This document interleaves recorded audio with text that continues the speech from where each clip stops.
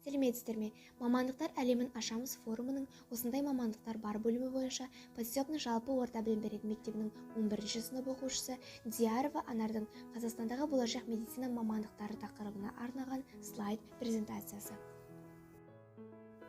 Мектеп оқушылары медицина саласына оқуға түсу үшін биология, химия пәндерін таңдап, ұлттық бірыңғай тестілеуде кем дегенде 110 балл жинау керек.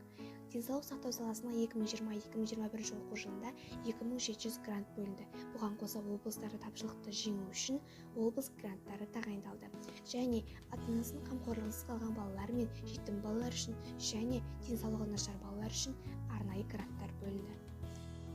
Осындай да мамандықтар бар екен, яғни Қазақстанға әлі келмеген медицина мамандықтары. Олар IT-медик, медициналық жабдық архитекторы, биоэтик, генетикалық кеңесші, имплантолог, яғни киберпротездер мен импланттар жасаушы.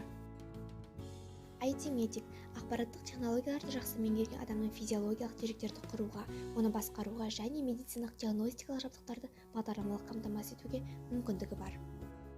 Медициналық жабдық архитекторы, инженерлік және компьютерлік графика, материалтану, сопромат, машина бөлшектері, электротехника саласындағы маман адам анатомиясы мен физиологиясын түсініп, материалдар мен құрылғылардың биологиялық үйлесімділігін ажырата алған жағдайда медицина мен техникалық қауіпсіздік саласындағы сарапшы маман бола алады.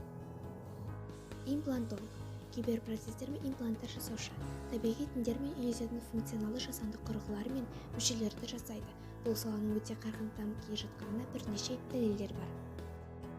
Биоэтик трансплантология мен генетикалық модельдеу жұмыстарын жүргізіп, медициналық, диагностикалық, биоинженерлік орталықтардың нормативтік құқықтық этикалық әрекетін қамтамасыз ететін маман.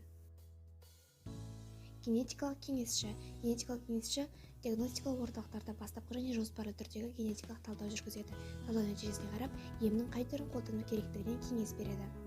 Қазақстанда медицина саласына грант жақсы бөлінгенімен, бұл әлі Қазақстандағы медицина қызметкерлерінің кадр тапшылығын жеңе алмай отыр. Сондықтан да медицина мамандарын көбейту үшін осы салаға толықтай зейін қою керек. Қазақстандағы медицина мамандығының болашағы зор.